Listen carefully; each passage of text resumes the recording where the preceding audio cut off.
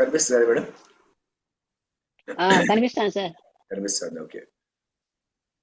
ఇక్కడ ఏదో వచ్చింది, ఇదెందుకు ఓపెన్ అయింది?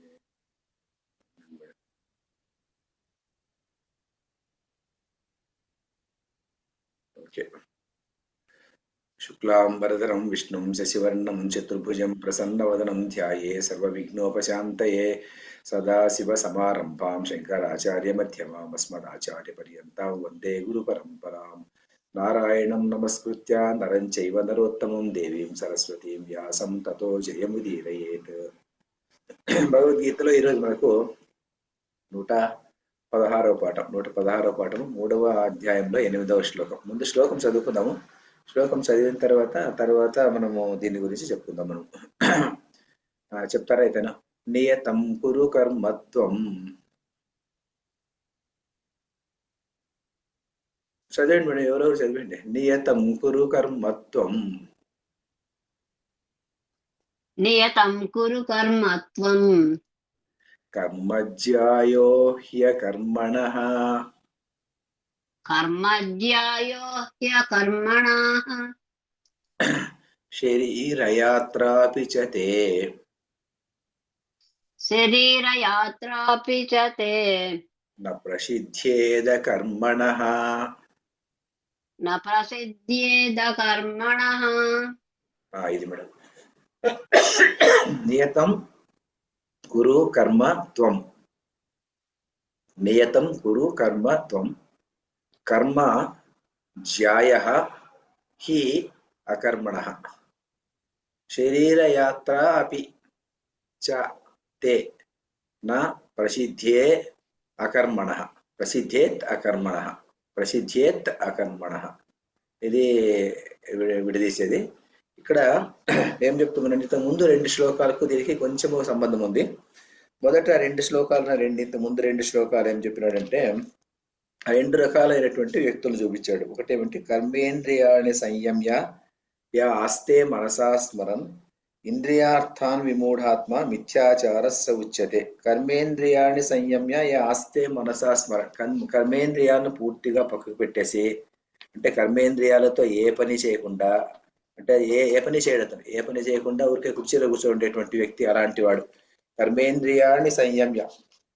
తర్వాత ఆస్తే మనసా స్మరణ. మనసుతో మాత్రము భోగాల గురించి ఆలోచన చేసేటువంటి వాడు. ఎప్పుడు కూడా భోగాల గురించి ఆలోచన చేస్తుంటాడు, కానీ పని మాత్రం ఏ పని చేయడు. అన్నిటికీ ఎవరెవరు పని చేస్తుంటారు, వేరే వాళ్ళతో పని చేయించుకుంటుంటాడు, తాను ఏ పని చేయడు.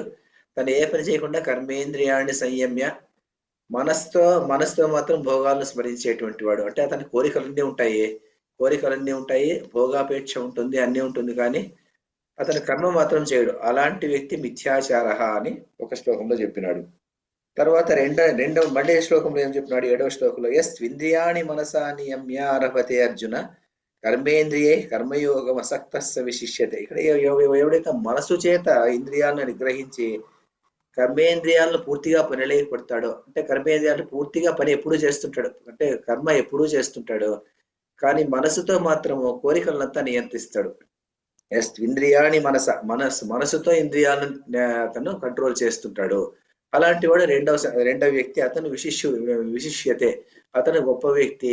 అంటే మొదట చెప్పిన వ్యక్తి కన్నా రెండవ చెప్పినటువంటి వ్యక్తి గొప్ప అని చెప్పేటువంటి సందర్భంలో ఏం చెప్తాడంటే, ఇక్కడ రెండిట్లోనూ మనస్సు అనేటువంటిది చాలా ఇంపార్టెంట్. ఇక్కడ మొదటి 6వ శ్లోకంలో కూడా కర్మేంద్రియాన్ని సంయమ్య ఆస్తే మనసా స్మరణ. అక్కడ కూడా ఇంపార్టెంటే.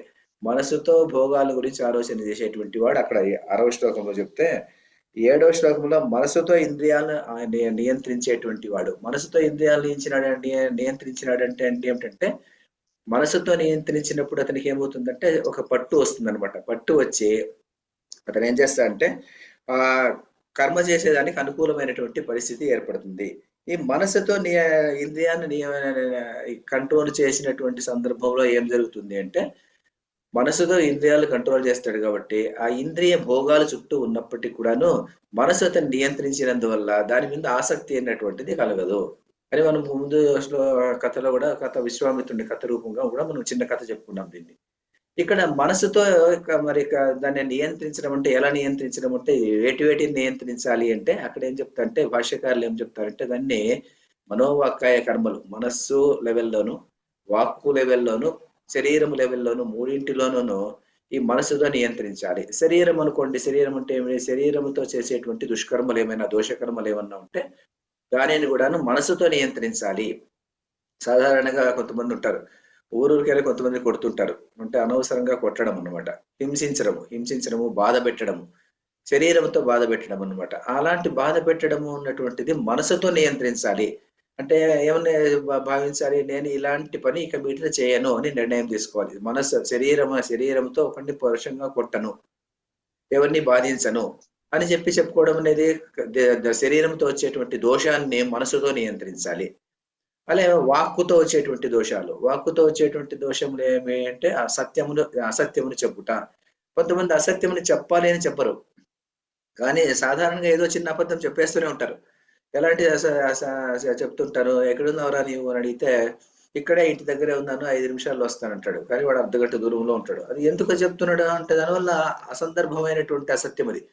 దానివల్ల ఉపయోగం లేనటువంటి అసత్యాన్ని కూడా కొంతమంది ఊరికనే చెప్తుంటారు, అసత్యాన్ని చెప్తుంటారు. ఏదో ఇంట్లో కూడా అంతే, ఏదో మాటల సందర్భంలో కూడా ప్రతి విషయంలోనూ ఏదో ఒక అసత్యం చెప్తుంటారు.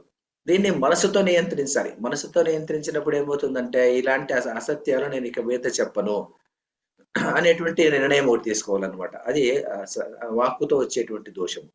వాక్కుతో వచ్చేటువంటి దోషములు ఇంకా కొన్ని చెప్తారు. భాష్యకారులు ఏం చెప్తారంటే పరుషముగా మాట్లాడడము, ఎదుటి వ్యక్తిని చాలా పరుషంగా మాట్లాడడము, నిందించడము, తర్వాత అతన్ని ఏకవశంలో పిలవడము, ఇలాంటివన్నీ నేను మనసుతో నియంత్రించాలి. మనసుతో నియంత్రించి నేను ఇలాంటి పని ఇక మీట చేయను అనేటువంటి భావన అతనికి రావాలి. అలాంటి వచ్చినప్పుడు మాత్రమే అతను ఏమైపోతుంది, అలాంటి భావన వచ్చినప్పుడు, మనసుతో అలాంటి భావన వచ్చినప్పుడు ఏమవుతుందంటే ఆ శరీరం అంతఃకరణ శుద్ధి అన్నటువంటిది జరుగుతుంది. ఎందుకంటే రేపు పొద్దున మనం ఏదైనా పరుషంగా మాట్లాడామనుకోండి, పరుషంగా మాట్లాడితే ఏమవుతుందంటే మనం ఒక ధ్యానానికి కానీ దేనికైనా కూర్చున్నప్పుడు నేను పరుషంగా మాట్లాడినాను కదా, అతను ఏమన్నా ఫీల్ అయినాడేమో అనేటువంటి భావన వచ్చింది అనుకోండి, అదే మనసు తొలిసివేస్తుంటుంది. కాబట్టి అలాంటి దోషమే రాకుండా ఉండడానికి ఏం చేయాలి మనం అంటే మనసుతో ఆ ఇంద్రియ నిగ్రహాన్ని, మనసును నిగ్రహించాలి, వాక్కును నిగ్రహించాలి. తర్వాత కొండెములు చెప్పుట అంటారు. కొండెములు చెప్పుట అంటే అనవసరంగా ఒక వ్యక్తి మీద ఏదైనా దోష ఆరోపణ చేయడం అనమాట. దోష ఆరోపణ చేసి అతను ఏం చెప్పడం అంటే ఈ దోషముని అతని మీద వేయడం అన్నమాట.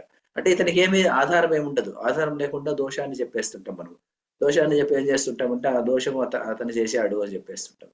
అందువల్ల ఒక భాగవతంలో చిన్న కథ చెప్తారు. ఆ కొండెములు చెప్పుట ఎంత తప్పు అనేటువంటి విషయాన్ని గురించి చిన్న కథ చెప్తారు. ఏమిటంటే ఒక రాజు ఉండేటువంటి వాడంట. ఆ రాజు ఏం చేసేటువంటి వాడంటే వచ్చిన వాళ్ళందరికీ ఎవరికైనా అతిథుల కోసం వెదికి తీసుకొచ్చి అతిథులకు భోజనం పెట్టి కానీ అతను భోజనం చేసేటువంటి వాడు. ఇలాంటి కథలు మనకు చాలా వస్తుంటాయి. అలాంటి వ్యక్తి ఒక రోజు ఏం చేస్తాడంటే, ఒక 2 అతిథులు వచ్చినప్పుడు ఆ 2 అతిథులను పిలుచుకొచ్చి కూర్చోబెట్టేసేసి వాటిద్దరికి భోజనం పెట్టమని చెప్పేసి వంటవాడిని చెప్పాడంట. మరి వంటవాడిని చెప్తే వంటవాడు ఏం చేస్తాడు, అతను సాధారణంగా ఎక్కువ మంది అతిథులు వస్తే రాజగృహంలో వండేటువంటి వాడు. ఒకరిద్దరు వచ్చినప్పుడు ఆయన ఏం చేసేటువంటి వాడు అంటే మరి అంత పెద్ద ఎస్టాబ్లిష్మెంట్ మళ్ళీ ఓపెన్ చేయడం ఎందుకు అని చెప్పేసి ఉద్దేశంతో ఆయన ఒకరిద్దరు వచ్చినప్పుడు ఏం చేసేటువంటి వాడు అంటే తన పెళ్ళామ కబురు పెట్టేటువంటి వాడు, వంట వండు నేను వచ్చి తీసుకెళ్తాను అనేసి. ఆమె ఇంట్లో వండేది, నేను బుట్టలో తీసుకొని వచ్చేటువంటి వాడు. ఇది సాధారణంగా ఎప్పుడు రోజు జరిగేటువంటి పరిస్థితి ఇది. ఒకరిద్దరు వచ్చినప్పుడు ఆ రోజు కూడా ఇతను ఇంటికి వెళ్ళాడు. ఆమె వండి పెట్టినటువంటి వస్తువు గంప మీద పెట్టుకొని వస్తున్నాడు. వచ్చేటువంటి సందర్భంలో ఏమవుతుందంటే పైన ఒక గద్ద ఒక పామును పట్టుకుంది. పామును పట్టుకొని అది తింటుంది. తినేటువంటి సందర్భంలో ఈ పాము బయటికి రావాలని ప్రయత్నం చేస్తుంది. ఆ సందర్భంలో పాము నోట్లో నుంచి విషపు చుక్కలు కొన్ని ఆ అన్నంలో పడినప్పుడు అదేమంటే విషతుల్యం అయిపోయింది.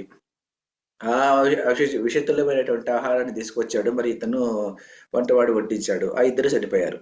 అతిథులు ఇద్దరు చనిపోయారు. చనిపోయిన తర్వాత అప్పుడు ఏమైందంటే ఆ రాజుకు తనకు దోషం వచ్చింది అనుకునేసి రాజు ఏం చేశాడంటే, అయ్యో నాకు నా ఆస్థానంలో జరిగింది కదా అని చెప్పేసి ఆ అన్నం ఎక్కడి నుంచి వచ్చింది ఏమిటి అని విచారిస్తే ఇంటిలో చేసినారు. మరి ఇంటిలో ఉంటే అన్నం తెప్పించి వెంటనే అంటే ఇంటిలో అన్నం తెప్పించారు. దాన్ని పరీక్ష చేసినారు. అన్నం శుద్ధంగానే ఉంది. అన్నం శుద్ధంగానే ఉంది, అక్కడ వండిన పదార్థాలన్నీ శుద్ధంగానే ఉన్నాయి. మరి వీళ్ళేమో చనిపోయారు. కారణం ఏమిటో తెలియదు. మరి రాజు ఏం చేయలేడు, ఎవరు ఏం చేయలేరు. మరి అలాంటి సందర్భంలో ఎవరి తప్పు ఇక్కడ? అప్పుడు ఏమైపోయిందంటే ఏమో అది జరగాల్సినటువంటి ఘోరమేమో జరిగిపోయింది. అప్పుడు యమధర్మరాజు చిత్రగుప్తులు చర్చించుకున్నారంటారు ఎవరికి ఇది దోషం వస్తుంది అని చెప్పేసి. మరి రాజు తప్ప అంటే రాజు ఏం తప్పు లేదు, ఎందుకంటే రాజు భోజనం పెట్టాడు, మామూలుగా పెట్టినట్టే పెట్టాడు, రాజు మనసులో ఎలాంటి దోషం లేదు. మరి వంటవాడి తప్ప వాడిది ఎలాంటి దోషం లేదు. మరి పెళ్ళామి తప్ప అంటే ఆమెది ఎలాంటి దోషం లేదు, మంచి వంటనే వండింది.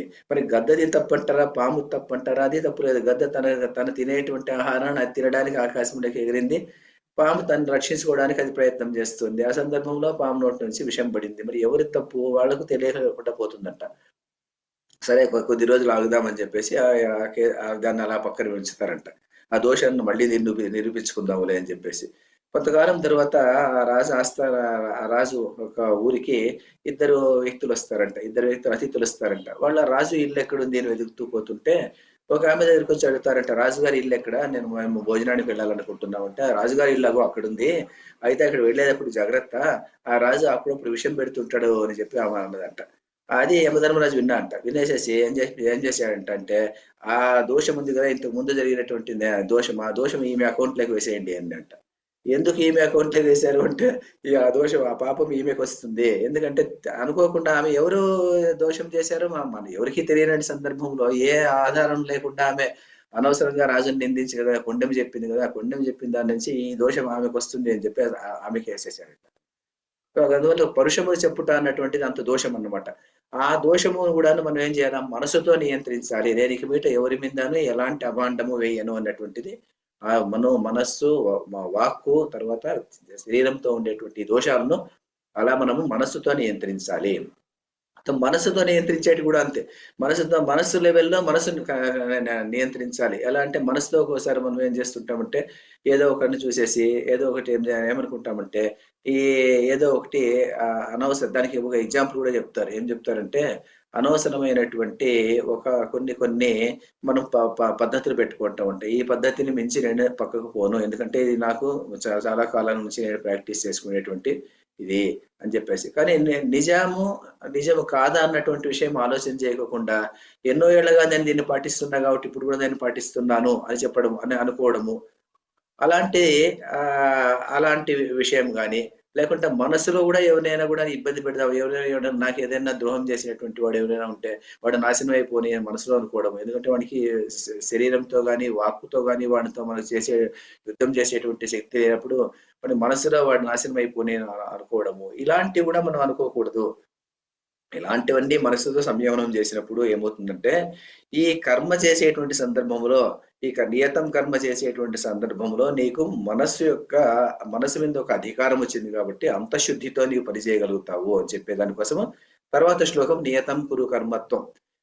ఈ కర్మత్వం అంటే నీవు నియతం కర్మ, నీకు విధించినటువంటి కర్మను కురువు చేయము. నీకు విధించినటువంటి కర్మను నువ్వు ఎప్పుడు చేయగలుగుతావు? ఈ మనసుతో దాన్ని నియంత్రించుకున్నప్పుడు మాత్రమే. మనస్సును, వాక్కును, ఇంద్రియాలను ఎలాగా మన ఆ దోషాలన్నీ ఎలా నియంత్రించుకుంటావు? నియంత్రించుకున్నప్పుడు మాత్రమే నియతం కురు కర్మత్వం అన్నటువంటిది సాధ్యమవుతుంది. కాబట్టి ఈ శ్లోకం చెప్పేదానికి ముందు దానికి అలా అర్థం చేసుకోవాలి అని చెప్పేసి భాష్యకారులు చాలా మంది రాసేటువంటి ఈ పాత రెండు శ్లోకాలకు అలా అర్థం రాసుకుంటూ వస్తారు వాళ్ళు. మనస్సుతో నియంత్రించాలి. మనసుతో నియంత్రించినప్పుడు ఏమవుతుంది, మనస్సును, వాక్కును, తర్వాత కాయాన్ని మూడిటిని నియంత్రించినప్పుడు అప్పుడు ఏమైపోతుందంటే నీ మనసు అంతఃశుద్ధి పూర్తిగా ఉంటుంది. అంతఃశుద్ధి పూర్తిగా ఉన్నప్పుడు ఈ కర్మను చేసేటువంటి ఏదైనా నీకు విధించబడినటువంటి కర్మను చేసేదానికి నీకు అధికారం అన్నటువంటిది దానిలో వస్తుంది. నియతం కురు కర్మత్వం, నీవు నియతం కర్మ, నీకు విధించినటువంటి కర్మను, వేదవిహితమైనటువంటి కర్మను నీవు చేయి. అంటే ఇప్పుడు ఏమి కర్మానికి ఏది విధించారంటే దీనికి కూడాను మనకు శాస్త్ర దృష్ట్యా ఏం చెప్తారంటే, ఒక్కొక్కరికి అంటే అప్పుడు ఈ వేదకాలంలో అంటే ఈ మహాభారతము, తర్వాత రామాయణము, తర్వాత ఈ వేదాలు, ఉపనిషత్తుల కాలంలో ఈ జన్మ అన్నటువంటిది జన్మతో కులము వచ్చేటివి కాదు. బ్రాహ్మణుడు గాని, క్షత్రియుడు గాని, వైశ్యుడు గాని, శూద్రుడు అన్నటువంటి లక్షణాలు జన్మతో వచ్చేటువంటిది కాదు, అంటే పుట్టుకతో వచ్చేటువంటిది కాదు. కానీ దాన్ని గుణముతో వచ్చేటువంటిది, తర్వాత చేసేటువంటి కర్మతో వచ్చేసేటువంటిది. వాడు చేసేటువంటి కర్మ ఎలాంటి పని చేస్తాడు, సాధారణంగా దేని మీద వాడికి ఎక్కువ ఉత్సాహం ఉంటుంది, ఏ పని చేయాలంటే ఉత్సాహం ఉంటుంది. తర్వాత వాడి గుణం ఎలాంటిది, వాడు సత్వగుణ ప్రధానుడా, రజోగుణ ప్రధానుడా, లేకుంటే తమోగుణ ప్రధానుడా, ఈ రెండిటి కాంబినేషన్ వల్ల వాడి యొక్క జాతి నిర్ణయం అయ్యేది. అప్పుడు ఆ జాతి నిర్ణయం చేసినప్పుడు ఏం చెప్పేటువంటి వాళ్ళు అంటే బ్రాహ్మణులు అనేటువంటి వాళ్ళైతే కనుక వేదాన్ని చదవడము, తర్వాత అధ్యయనము, అధ్యాపనము, యజ్ఞము, యాజనము, అంటే తాను యజ్ఞం చేయడము, వేరే వాళ్ళతో యాజనం చేయించడము, ఇలాంటి పని మాత్రమే అతను చేయాలి అనేసి. మరి క్షత్రియుడైతే రజోగుణ ప్రధానుడు, వీడు సత్వగుణ ప్రధానుడు, ఇలా అంటుంటాడు. అంటే 10 మందికి పాఠం చెప్పడం, అలా ఉండడం. మరి రజోగుణ ప్రధానుడైనటువంటి వాడు ఏం చేయాలి? రజోగుణ ప్రధానుడైనటువంటి వాడు కాస్త తమోగుణం ఉంటుంది, రజోగుణం ఎక్కువగా ఉంటుంది. అలాంటి వ్యక్తి సత్వగుణము ఉంటుంది, కొద్దిగా సత్వగుణం ఉంటుంది, ఎక్కువ రజోగుణం ఉంటుంది. అలాంటి వాడు క్షత్రియుడు. అలాంటి వాడికి ఎప్పుడు ఉత్సాహంగా ఉంటాడు, ఏదో ఒకటి చేయాలనుకుంటుంటాడు. అలాంటి వాడు యుద్ధం చేయాలి, తర్వాత ప్రజలను రక్షించాలి, ప్రజలకు ఏమైనా కష్టాలు వస్తే ఆ కష్టాలను తీర్చాలి. మూల క్షతాత్ త్రాయతే ఇది క్షత్రియ, అలాంటి పని అతను చేస్తుండాలి. మరి వైశ్యుడు ఉన్నటువంటి వాడు ఏం చేయాలి? అతడు తమోగుణ ప్రధానుడు, తర్వాత కాస్త రజోగుణ ప్రధానుడు. రజోగుణం ఎక్కువ ఉన్న దానివల్ల బిజినెస్ అలాంటి వ్యాపారం చేస్తుండాలి, అతను ఆ పని చేస్తుండాలి. మరి పూర్తి తమోగుణంలో ఉంటాడు, అంటే అతనికి బుద్ధి అన్నటువంటిది అని అంటదు. అలాంటి వాడు మాత్రమే శూద్రుడు. అంతేగాని పుట్టుకతో వచ్చినటువంటి వాడు శూద్రుడు కాదు, పుట్టుకతో వచ్చినటువంటి వాడు బ్రాహ్మణుడు కాదు అన్నటువంటి ఒక సిద్ధాంతం. అది మహాభారతంలో నహుష ప్రశ్నల్లోనే ఎక్కువ సార్లు వస్తుంది. యక్ష ప్రశ్నల్లో ఎవరు బ్రాహ్మణుడు, ఎవరు శూద్రుడు అనేటువంటి చర్చ మనకు జరుగుతుంది. కాబట్టి మనకి అలాంటి నియతం కురు కర్మత్వం అంటే నీకు ఏది విధించబడిందో, అంటే నీవెవరు చూసుకోవాలి. నీ కర్మ, నీవు ఎలాంటి కర్మ చేస్తున్నావు, తర్వాత నీ గుణం ఎలాంటిది, దాని ప్రకారం నీ కర్మ, ఫలానా కర్మ నీకు విధించబడింది, ఆ కర్మ నీవేం చేయాలి?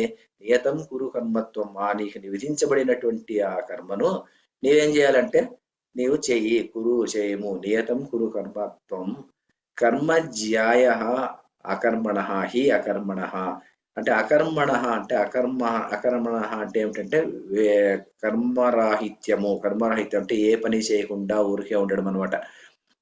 అందువల్ల అకర్మణ అంటే క్రియారాహిత్యం అంటాము. క్రియారాహిత్యం కంటే అకర్మణ, క్రియారాహిత్యం కంటే కర్మజ్యాయ. కర్మజ్యాయ అంటే విద్యుక్తమైన కర్మ అంటే విద్యుక్తమైనటువంటి కర్మ చేయడము అన్నటువంటిది. జ్యాయ అంటే శ్రేష్టమైనటువంటిది. కర్మజ్యాయో హ్యకర్మణ. హి అంటే ఎందుకంటే అకర్మణ, కర్మ రాహిత్యము కంటే, ఏ పని చేయకుండా ఊరికే కూర్చునేదానికంటే కర్మ చేయడం అన్నటువంటిది చాలా మంచిది. ఎందుకు మంచిది అంటే, ఏ పని చేయకుండా ఊరికే కూర్చునే దాని వల్ల ఏమైపోతుంది అంటే శరీరం మజ్జుబడిపోతుంది ఒకటి, తర్వాత మజ్జుబడిపోతుంది. అది ఆధ్యాత్మికంగానూ మంచిది కాదు, మరి భౌతికంగానూ మంచిది కాదు, అది భౌతికంగానూ మంచిది కాదు, శరీరానికి కూడా మంచిది కాదు. ఎందుకంటే అది ఒక రకమైనటువంటి సోమరితనానికి దారితీస్తుంది. సోమరితనం దారితీసినప్పుడు ఏమైపోతుందంటే శరీరం చచ్చుబడిపోతుంది. శరీరం చచ్చుబడిపోయిన దాని నుంచి ఆధ్యాత్మిక ప్రవర్తన కూడా తగ్గిపోతుంది. కాబట్టి ఆ కర్మ కన్నా కర్మ చేయడమే మంచిది. కానీ తర్వాత ఇంకా ఏం చెప్తున్నాడు ఇక్కడ శ్రీకృష్ణ పరమాత్మ అంటే శరీర యాత్రాపితచే నా ప్రసిద్ధేద అకర్మణ. అకర్మణ అంటే ఏ పని చేయకుండా ఉండడం వల్ల శరీర యాత్ర అపి, శరీర యాత్ర అంటే దైనందిన జీవితం, మన ప్రతిరోజు జరిగేటువంటి జీవితం అపి, అది కూడాను నా ప్రసిద్ధేత్, అది కూడాను సాధ్యం కాదు, జరగదు. అంటే ఎవరికి? నీకు నీ శరీర యాత్ర కోసము అది కూడా మంచిది కాదు. శరీర యాత్ర అపి చ తే, నీకు నీ శరీర యాత్ర అపి. ఈ తే అన్నది దీనికి రాయలేదేమో, ఇక్కడ మర్చిపోయానంట. తే రాయడం మర్చిపోయాను. తే అన్నది ఇక్కడ పెట్టాలంట. కర్మణ ఏ పని చేయకుండా ఉండడం వల్ల శరీర యాత్ర అపి, దైనందిన జీవనం కూడా ముందు ఇక్కడ తే పెట్టుకోవాలి. తే అంటే నీ యొక్క శరీర యాత్ర అపి, దైనందిన జీవనం కూడా నా ప్రసిద్ధేత్, సాధ్యం కాదు, జరగదు. కాబట్టి ఏం చేయాలి? నీవు నియతం కురు కర్మ, నీకు విధించినటువంటి కర్మని నీవు చేయాలి. మరి నియతం కురు అనేదానికి, ఆ నియతం కురు అనేదానికి ఆ అర్థమే ఎందుకు తీసుకోవాలి అంటే శంకరాచార్యుడు భాష్యంలో అది రాస్తారు అనమాట. ఏం రాస్తారంటే ఆయన నియతం కర్మ యహ యస్మిన్ కర్మణి అధికృత అంటే ఏమి? ఎవడైతే యస్మిన్ కర్మణి అధికృత, ఏ కర్మలో వానికి అధికారం ఉంటుందో, అంటే నిత్యమైన ఎవడు ఏ కర్మను చేయడాన్ని అధికారం ఉన్నవాడో అని అర్థం. యస్మిన్ కర్మణి అధికృత ఫలాయచ అశ్రుతం, ఫలము గురించి అశ్రుతం, వినపడదు. ఫలాన్ని గురించి ఫలాపేక్ష అన్నటువంటిది లేకుండా ఉంటుందో, ఫలాన్ని గురించి అంటే దాని వల్ల వచ్చేటువంటి ఫలితం ఏమి అన్నటువంటిది మాట కూడా వినపడదో, తత్ నియతం కర్మ అని ఒక డెఫినేషన్ ఇచ్చేస్తారు శంకరాచార్యుడు. ఈ డెఫినేషన్ ఇస్తారు. నియతం కర్మ అంటే ఇక్కడ ఏమర్థం చేసుకోవాలంటే యస్మిన్ కర్మణి అధికృత, ఎవడైతే ఏ కర్మను చేయడానికి అధికారం ఉన్నవాడో ఫలాయచ అశ్రుతం తత్ నియతం కర్మ, ఫలాయచ అశ్రుతం, ఫలము ఉన్నటువంటి దాని ఆ మాట అన్న మాటనే వినపడకుండా ఉంటుందో అది నియతం కర్మ. అంటే కామ్య కర్మ కాదు. ఫలాన్ని గురించి నువ్వు ఆలోచన చేయొద్దంటే ఏమిటి అంటే నిష్కామ కర్మ. సో ఆ చేసేటువంటి కర్మ నువ్వు చేసేటువంటి కర్మను నిష్కామంగా చెయ్యి. అంటే అర్జునుడికి ఏమి నిష్కామం? ఇప్పుడు ఏం చేయాలి? అర్జునుడు క్షత్రియుడు కాబట్టి నువ్వేం చేయాలి? నువ్వు యుద్ధం చేయాలి. ఇప్పుడు యుద్ధ భూమికి వచ్చినావు, ధర్మాన్ని ప్రతిష్టాపించాలి. నువ్వు ధర్మాన్ని ప్రతిష్టాపించాలంటే అధర్మ మార్గంలో ఉన్నటువంటి వాళ్ళని నువ్వు చంపాలి. అది నీ కర్తవ్యము. ఆ కర్తవ్యాలు చేయడానికి నువ్వేం చేయాలి? యుద్ధం చేయాలి. యుద్ధం చేసేటువంటి సందర్భంలో నీవు యుద్ధంలో గెలుస్తావో ఓడిపోతావో, లేకుంటే నా యుద్ధం వల్ల రక్తపాతం జరుగుతుందో జరగదో అన్నటువంటిది నీకు సందర్భం లేదు. ఎందుకంటే అదంటే నిష్కామంగా ఏమీ అపేక్ష లేకుండా నీవు అనాసక్తతతో ఆ పని నీవు చేయాలి. నియతం కర్మ, నీకు నిబంధించినటువంటి ఆ కర్మ నీవు చేయాలి. కాబట్టి ఇప్పుడు మొదటి నుంచి అర్జునుడు అడుగుతూ వస్తున్నాడు, నేను నిన్ను అడుగుతుండే శ్రేయస్సుని గురించి అడుగుతున్నాను, నీవేమో అది చెప్తున్నావు ఇది చెప్తున్నావు, నాకేది మంచిదో నిశ్చయంగా నాకు చెప్పు అని చెప్పి వ్యామిశ్రేణేవ వాక్యేన అని చెప్పేసి 2వ శ్లోకము 3వ శ్లోకము ఇదే కర్మయోగంలోనే వస్తుంది.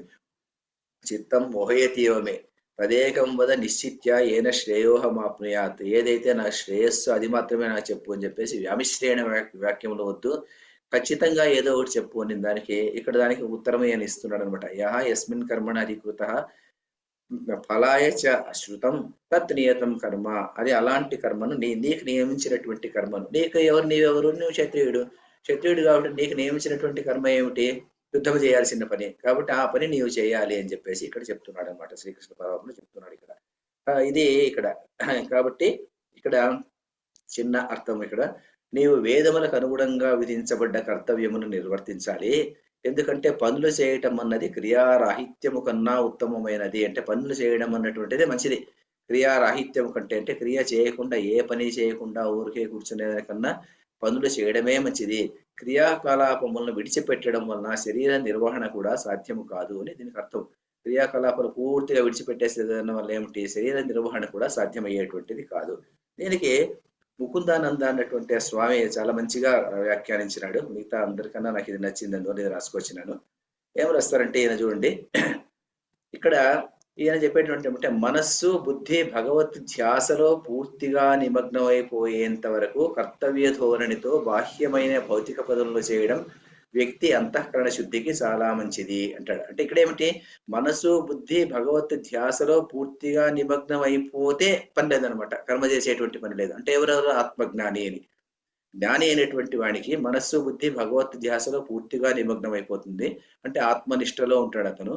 ఆత్మనిష్టలో ఉన్నటువంటి వానికి కర్మ అన్నటువంటిది లేదు అతనికి. కర్మ లేదు కాబట్టి ఆయన ఏం చేస్తాడు? కర్మ చేసేటువంటి అవసరం లేదు అతనికి. కానీ మనసు బుద్ధి భగవత్ ధ్యానంలో పూర్తిగా నిమగ్నమైపోనంత వరకు మనం ఏం చేయాలి అంటే, మనం ఆ స్థాయికి చేరినటువంటి వాళ్ళు, అంటే ఇంకా కర్మయోగ మార్గంలోనే ఉన్నటువంటి వాళ్ళు మనం ఏం చేయాలి అంటే, ఈ శ్లోకం ఎవరికి ఉద్దేశించబడింది? ఈ శ్లోకము జ్ఞానులకు కాదు, మనలాంటి అజ్ఞానులకు. అజ్ఞానులు అంటే ఎవరు? అజ్ఞానులు అంటే దేహభావన ఉన్నటువంటి వాళ్ళు, నేను కర్త నేను భోక్త అనేటువంటి ఆలోచన చేసేటువంటి వాళ్ళు. ఇలాంటి వ్యక్తులు మనసు బుద్ధి పూర్తిగా ఆత్మనిష్టలో లేనంత వరకు వాళ్ళు ఏం చేయాలి? వాళ్ళు ఊరికే కూర్చోకూడదు. వాళ్ళు ఊరికే కూర్చోసి నేను కర్మ నాకు లేదు, జ్ఞాని అయితే కర్మ లేదని కూర్చోవచ్చు.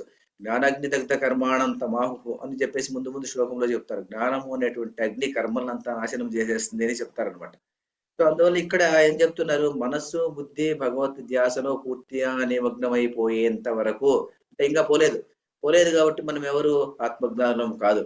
ఆత్మజ్ఞాని కానంత వరకు కర్తవ్య ధోరణితో బాహ్యమైన భౌతిక పనులు చేయటం వ్యక్తి అంతఃకరణ శుద్ధికి చాలా మంచిది. ఇప్పుడు ఎలాంటి అంతఃకరణ శుద్ధి ఎందుకు వస్తుంది అతనికి అంటే, మనస్సు వాక్కును తర్వాత కాయాన్ని మనసుతో నియంత్రించాడు అతను. అక్కడ వచ్చేటువంటి దోషాలను మనసుతో నియంత్రించాడు కాబట్టి మనస్సు ఉన్నటువంటిది క్లీన్ స్లేట్, అక్కడ ఏమి తొందర లేకుండా ఉంటుంది. అప్పుడు ఏమైపోతుందంటే మనో నిబ్బరము మనో ఇంద్రియ నిగ్రహము జరుగుతుంది అక్కడ. సో మనో ఇంద్రియాల నియంత్రణ నిమిత్తము వేదములు మానవులకు ధర్మబద్ధ విధులను నిర్దేశించాయి. కాబట్టి వేదములు ఏం చెప్పాయంటే, ధర్మబద్ధమైనటువంటి విధులను ఒక్కొక్కరికి ఒక రకమైనటువంటి విధులను నిర్దేశించాయి. నిజానికి సోమరితనం అన్నది ఆధ్యాత్మిక మార్గంలో అతి పెద్ద అవరోధాలలో ఒకటిగా చెప్పబడింది. సో ఇక్కడ దానికి ఆయన ఒక మనకు ఉండేటువంటి శాస్త్రంలోని ఒక పద్యం ఇక్కడ చెప్తాడు, శ్లోకం చెప్తాడు. ఆలస్య హి మనుష్యానాం శరీరస్థో మహాన్ రిపుః. ఆలస్య అంటే సోమరితనం, అలసత్వం. ఆలస్య మనుష్యానాం మనుషులకు, శరీరస్థ అంటే శరీరంలో ఉండేటువంటి వాళ్ళకు, మనుషులకు. శరీరస్థ అంటే శరీరంలో ఉన్నటువంటి వాడి మానవుడు. శరీరస్థ మహాన్ రిపుః, అతనే శత్రువు. సోమరితనం అన్నటువంటిదే మనిషికి శత్రువు. నాస్తి ఉద్యమ సమో బంధువు. బంధువు ఎవరు? మనిషికి బంధువు ఎవరు అంటే ఉద్యమ సమో బంధువు నాస్తి. ఉద్యమం అంటే ముందుకు కదలి ఏదన్నా పని చేయడం అనమాట. ముందు ఉద్యమం అంటుంటాం కదా మనం, ఏదో పని చేస్తూ ఉండడం అనమాట. నాస్తి ఉద్యమ సమో బంధువు ఋత్వాయం నావసీదతి. కాబట్టి సోమరితనం అనేది మనుషులకు ప్రధాన శత్రువు. అది వారి శరీరంలోనే ఉంటుంది కాబట్టి మరింత హానికరమైనది. పని అన్నది వారికి అత్యంత నమ్మకమైనటువంటి స్నేహితుడు. నాస్త్యుద్యమ సమో బంధువు. ఇది ఎక్కడి నుంచి? కృత్వాయం నావసీదతి, అది పతనం నుండి కాపాడుతుంది అని ఆయన చెప్తారనమాట. సో సాధారణ క్రియలైన తినటము, స్నానము చేయటము మరియు ఆరోగ్యం కాపాడుకోవడం వంటి వాటిని కూడా పని చేయాలి. ఈ తప్పనిసరి చర్యలను నిత్యకర్మలు అంటారు. ఈ విధమైన ప్రాథమిక శారీరక నిర్వహణ కార్యకలాపాలు విస్మరించడం పురోగతికి సంకేతం కాదు. అది శరీరము మనస్సును కృషింపజేసి బలహీనపరిచే సోమరితనానికి నిదర్శనం. మరోపక్క చక్కటి పోషణతో ఆరోగ్యవంతంగా ఉంచుకున్న శరీరము ఆధ్యాత్మిక పథంలో ఎంతో సహకారంగా ఆధ్యాత్మిక ఎంతో సహకారంగా ఉంటుంది. కాబట్టి జడత్వము, అలసత్వం అనేది భౌతిక పురోగతికి కానీ ఆధ్యాత్మిక పురోగతికి కానీ మంచిది కాదు. మన ఆత్మ ఉద్ధరణ కోసం మన మనస్సు, బుద్ధి ఉన్నత స్థితికి వెళ్ళడానికి అంతఃకరణ శుద్ధికి సహకరించే మన విధులను మనం నిర్వర్తించాలి అని ఇతను ఖచ్చితంగా చాలా బాగా చెప్పాడు ఇతను. అందువల్ల దీన్ని రాసుకొచ్చాను. ఎందుకంటే మన మనశుద్ధిగా అంతఃకరణ శుద్ధికి కానీ, తర్వాత భౌతిక శుద్ధికి కానీ, తర్వాత శారీరక శుద్ధికి కానీ కర్మలు చేయడమే మంచిది. కర్మ చేయకుండా ఉండే కన్నాను అంటే 50-50% అనుకోండి. కర్మ అకర్మ రెండు ఉన్నాయి. ఏదైనా ఒక సందర్భంలో మనం ఎక్కడికైనా వెళ్ళాము, లేకుంటే మన ఇంట్లో ఉన్నటువంటి సందర్భంలో ఇది 50% చేయొచ్చు, చేయకుండాను ఉండొచ్చు అన్నటువంటి పరిస్థితి కనిపించినప్పుడు ఆ పని చేసేటువంటి దానికే మనం ఉద్యమించాలి, కానీ పని చేయకుండా ఉండేదానికి ఉండకూడదు. అలా ఉన్నప్పుడు ఏమైపోతుందంటే మనసు, శరీరం అన్నటువంటిది సోమరితనానికి బానిస అయిపోతుంది. ఆ సోమరితనానికి బానిస కాకుండా ఉంటే అప్పుడు ఏమైపోతుందంటే శరీరం అంతాను ప్రేరణ కలుగుతుంది, తర్వాత మనస్సు కూడాను మనం ఉల్లాసం కలుగుతుంది. కాబట్టి కర్మలు చేయడమే మంచిది. అదే దానికి ఇంగ్లీష్ లో కూడా సామెత చెప్తారు కదా, better to rust out than to అదేమో చెప్తారు, better to rust out than to take rest, అట్లాంటిది ఏదో చెప్తారు. Better to rust out than to take rest అని. రెస్ట్ తీసుకొని పోయేదానికన్నా కూడాను ఇలా పోయేది మంచిది. అది కూడా కాదు, ఏదో సంథింగ్ అలాంటిది ఏదో చెప్తారు. బెటర్ టు రస్ట్ అవుట్ అంటే బెటర్ టు రస్ట్ అవుట్ అయ్యేదానికన్నా కూడాను బాగా పని చేసి మంచిది అనేది స్లోగన్ నాకు గుర్తు రావడం లేదు. అది చాలా మంచి స్లోగన్, అది మళ్ళీ గుర్తు చేసుకుందాం దాన్ని, లేకపోతే అలా గూగుల్లో టైప్ చేస్తే వస్తుంది. అది ఈ విషయం. అది తర్వాత స్వామి వివేకానంద ఈ శ్లోకాల గురించి చాలా గొప్పగా చెప్తాడు అనమాట. ఏం చెప్తా అంటే ఇక్కడ ప్రాక్టికల్ స్పిరిచువాలిటీ అనే దాని గురించి మాట్లాడతారు. అని ఆయన మంచి, ఎందుకంటే ఆయన ఆడియన్స్ చాలా మంది విదేశాల్లో ఉండేటువంటి వాళ్ళు కదా. అందువల్ల Vivekananda stressed karma yoga where action is performed as a form of worship, purifying the self and leading to self realisation. ఈ పర్ఫార్మెన్స్ ఆఫ్ యాక్షన్ అన్నటువంటిది it is a form of worship అంటాడు. మనం ఏదైనా పని చేసినప్పుడు అది ఒక దేవుడి కోసం చేస్తున్న మా పని అన్నటువంటి రీతిలో మనం చేయాలి అంటాడు అనమాట. So duty for all, he applied this to all, urging individuals to fulfil there duties selflessly, transforming mundane work into spiritual practice. ఆ పనినే ఒక ఆధ్యాత్మికంగా తీసుకొని పని చేయంటాడు. నాట్ రినౌన్సింగ్ వర్క్ని ఎప్పుడు రినౌన్స్ చేయొద్దు. అంటే వర్క్ వచ్చేటువంటి ఫలితాన్ని మాత్రం నీవు రినౌన్స్ చేసుకో. Vivekananda advocated for active engaged work, not escapist renunciation. అంటే పని చేయమని చెప్తుంది. అంటే భగవద్గీత ఏం చెప్తుంది? చివరికి భగవద్గీత ఏం చెప్తుంది అంటే పని బాగా చేయాలి అని చెప్తుంది, కానీ పని చేయొద్దు అని ఎప్పుడు కూడా చెప్పదు. కానీ దీనికి ఒకటి చిన్న కామెంటరీ రాసుకొచ్చారు. ఎందుకంటే మన ఎన్సీఆర్టీ బుక్లో ఏం చెప్తారు అంటే, ఎన్సీఆర్టీ బుక్లో ఇండియన్లో ఏం చెప్పుకుంటూ వచ్చారంటే, ఈమె రోమిలా థాపర్ అన్నటువంటి ఒక ఆథర్ అన్నమాట. ఈమె చాలా ఫేమస్ ఆథర్. నెహ్రూ కాలంలో ఉన్నప్పుడు ఉన్నటువంటి ఆథర్. ఈమె ఇప్పుడు బతికింది ఆమె. ఈ రొమిలా థాపర్ ఏం చెప్తుందంటే, ఈమె హిస్టరీని మనకు పాఠం బుక్కులుగా పెట్టేటువంటి వాళ్ళు ముందు నుంచిను. మేము బిఏ హిస్టరీ చదివేటప్పుడు కూడా రొమిలా థాపర్ హిస్టరీ చదువుకున్నాం అనమాట, అర్లీ ఇండియా అనేసి.